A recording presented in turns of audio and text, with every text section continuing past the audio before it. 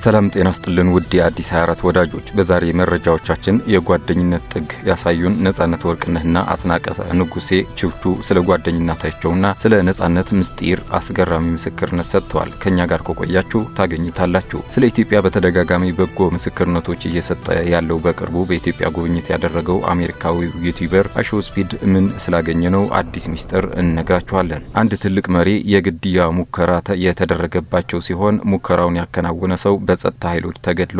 መረጃው በዝርዝር እንነግራችኋለን። እስከ መጨረሻው ከቆያችሁ ታገኙታላችሁ። የሌሎች መረጃዎችን አሉን። የተከበራችሁ የአዲስ 24 ወዳጆች እስከ መጨረሻው ዜናችን ተከታተሉን። ሌሎች ዜናዎች እንዲደርሷችሁ ደግሞ ቻናላችንን ላይክ፣ ሼር እና ሰብስክራይብ አድርጉ። ወደ ቀዳሚው ዜናችን አለፍን። የኢትዮጵያ ፊልምና ቲያትር ታሪክ ሲነሳ የተወዳጁ አርቲስት ነጻነት ወርቅነህና የአስናቀ ንጉሴ ስም አብሮ ይነሳል። ከ30 ዓመታት በላይ የዘለቀውና ፒያሳ ላይ ከሚገኝ አንድ የጁስ ቤት የተጀመረው የእነዚህ ሁለት ከያንያን ጓደኝነት በአንድ ሳምባ መተንፈስ የሚቆጠር እጅግ ጥልቅ ትስስር ነበረው። አስናቀ ስለ ጓደኛው ሲናገር ነጻነት እጅግ ርህሩህ፣ ለሰው አዛኝና ያገኘውን ሁሉ ለወዳጆቹ የሚያካፍል ልዩና ቅን ሰው እንደነበር ይመሰክራል። ከሁሉ በላይ ደግሞ አስናቀ ስለ ሰርጉ ያወሳው ታሪክ ልብ የሚነካና ፈገግ የሚያሰኝ ነው። አስናቀ ከሐረር ሲመለስ ካጋጠመው ከባድ የመኪና አደጋ በተአምር ከተረፈ በኋላ ለማግባት ሲወስን የሰርጉን ሙሉ ወጪና ዝግጅት የሸፈነው የልብ ጓደኛው ነጻነት ወርቅነህ ነበር። ፒያሳ በሚገኘው አዲስ አበባ ሬስቶራንት በተዘጋጀው በዚህ ሰርግ ላይ ነጻነት አዳራሹን ከማዘጋጀት ምግብና መጠጥ ከማቅረብ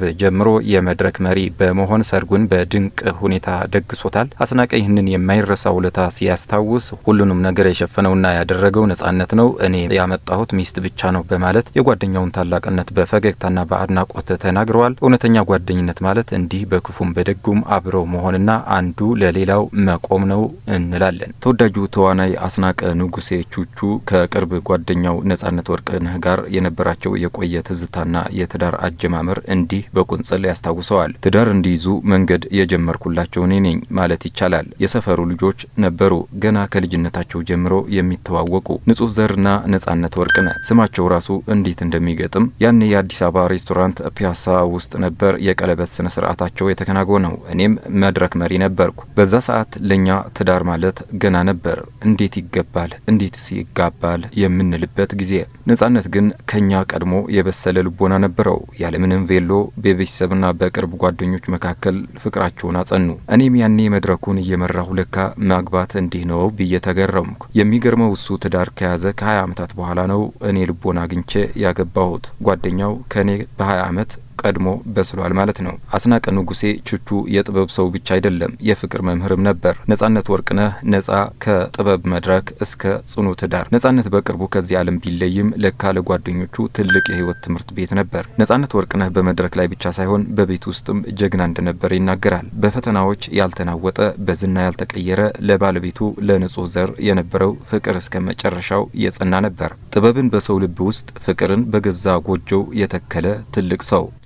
በኢትዮጵያ የመሰረተ ልማት ግንባታ በእጅጉ ተደንቅ ያለው ታዋቂው የማህበራዊ ሚዲያ ተጽዕኖ ፈጣሪ አሾስፒድ ገልጸዋል። ሌሎች ብዙ መልካም መረጃዎችም በተለያየ ጊዜ እያጋራ ይገኛል። ይህ የአሾስፒድ የሀገርን ገጽታ ግንባታ በትክክል ከኢትዮጵያ የተሻለ ሀገር ስላላገኘ ሳይሆን ከኢትዮጵያ መንግስት ለዚህ የሚሆን ጉርሻም ስላገኘ ነው የሚሉ መረጃዎች እየወጡ ነው። ምን አይነት ስጦታ ስለተሰጠው ነው የሚለው መረጃ ከማየታችን በፊት አሁን በቅርቡ የሰጠው ምስክርነት እኒ አሾስፒድ ለ30 ቀናት በአፍሪካ የነበረውን ቆይታ በተመለከተ በሰጠው ቃለ መጠይቅ በኢትዮጵያ ያየው የመሰረተ ልማት ግንባታ እጅግ አስገራሚ መሆኑን ይገልጻል። በጉዞ ካያቸው ሀገራት ሁሉ የኢትዮጵያ የህንጻ ጥበብ ምርጡ መሆኑን ጠቅሶ የህንጻዎቹ ጥበብ የወደፊቱን ጊዜ ቀድሞ የተነበየና የራሱ የሆነ አፍሪካዊ ወይም ኢትዮጵያዊ ቅኝት እንዳለው ያስረዳል። አዲስ አበባ ከተማን ያደመቁት ዘመናዊ ህንጻዎችና ግዙፍ የዲጂታል ስክሪኖች ከተማዋን ልዩ እንዳደረጓት የገለጸው አሾስፒድ የህንጻዎቹ አወቃቀር ከሌላው ዓለም የተለየና የሀገሪቱን ማንነት የሚገልጽ መሆኑን ተናግረዋል። ይህ ልዩ የህንጻ ጥበብና ፈጣን የመሰረተ ልማት እድገት ለሀገሪቱ ገጽታ ግንባታ ትልቅ ፋይዳ እንዳለውም በንግግሩ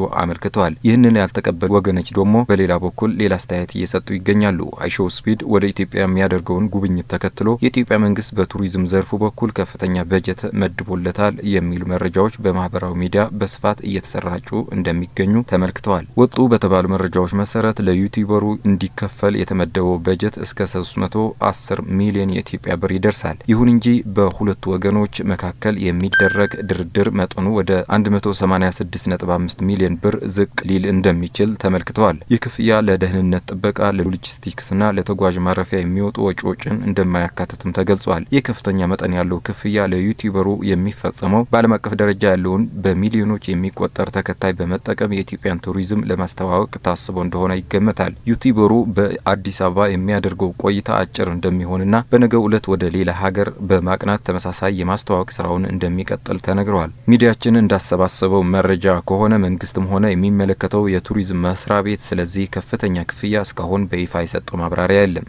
በፍሎሪዳ ግዛት ፓልም ቢች በሚገኘው የፕሬዝዳንት ዶናልድ ትራምፕ የማር አላጎ መኖሪያ ግቢ ውስጥ የተከለከለ የጥበቃ ክልክል ጥሶ የገባ የ20 ዓመት ወጣት በጥይት ተመቶ መገደሉን የአሜሪካው ሚስጥራዊ አገልግሎት አስታውቋል። እንደ ሚስጥራዊ አገልግሎቱ መግለጫ ከሆነ ግለሰቡ በመኖሪያው ሰሜናዊ በር አካባቢ ያለውን የጥበቃ ክልል ጥሶ ሲገባ የታየ ሲሆን በወቅቱ የአደን ጠመንጃ የሚመስል መሳሪያና የነዳጅ መያዣ ይዞ እንደነበር ተረጋግጧል። በስፍራው የነበሩ የጸጥታ አካላት በወሰዱት አፋጣኝ እርምጃ ግለሰቡ በዚያው ህይወቱ ሊያልፍ ችለዋል። በጥቃቱ ሙከራ ወቅት ፕሬዝዳንት ዶናልድ ትራምፕ የሆኑ ቤተሰቦቻቸው በመኖሪያው ውስጥ አልነበሩ። ፕሬዝዳንቱ በወቅቱ በዋሽንግተን ዲሲ በሚገኘው ዋይት ሀውስ ውስጥ እንደነበሩ ታውቋል። በአሁኑ ሰዓት የፌዴራል ምርመራ ቢሮ ኤፍቢአይ ከምስጢራዊ አገልግሎትና ከአካባቢው ፖሊስ ጋር በመተባበር ስለ ግለሰቡ ማንነትና ስለ ጥቃቱ ዓላማ ጥልቅ ምርመራ እያደረገ እንደሚገኝ ተገልጸዋል። ይህ ክስተት ፕሬዝዳንት ትራምፕ ካጋጠሟቸው ተከታታይ የደህንነት ስጋቶች መካከል አንዱ ሆኖ ተመዝግበዋል።